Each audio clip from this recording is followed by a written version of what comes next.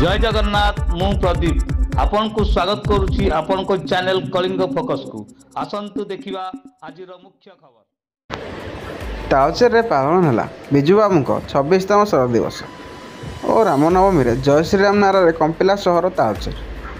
तालचेर आज प्रबाद पुरुष विजु बाबू 26तम शरद दिवस पालन कर स्थानीय जगन्नाथ मंदिर प्रांगण नदीकूल पूजार्चना कर देवतार्पण करने सहित विजु बाबू आत्मार सद्गति निमंते प्रार्थना कर पवित्र रामनवमी अवसर में एक विराट शोभायात्रा तालचेर विधायक 2024 चतुर्थ थर विजु जनता दल प्रार्थी होता ब्रजकिशोर प्रधान नेतृत्व में बाहरी सहर परिक्रमा कर तालचेर नुआ बस स्टाण्ड ठारे विजु पट्टनायक प्रतिमूर्ति में माल्यार्पण कर अवसर में स्थानीय धर्मशाला एक सभा अनुष्ठित होता।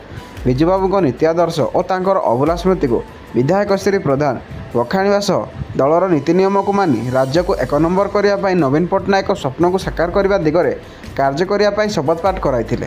तेबे आज पवित्र रामनवमी तिथि होइथिबारु एही कार्यक्रम में दलीय पताका बदल प्रभु श्री राम पताका धरी समस्त विजुप्रेमी माने जय श्रीराम नारार ध्वनवेश रोचक परिवेश सृष्टि होता। तेबे एही नारा को विरोधी हृदकंपन बढ़ाई देइथिबा शहर में चर्चा बाहरी।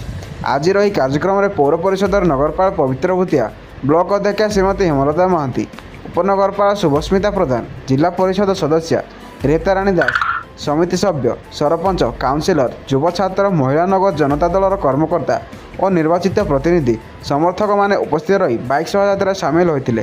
तालचेर प्रदीप कुमार महाराणा का रिपोर्ट कलिंग फोकस।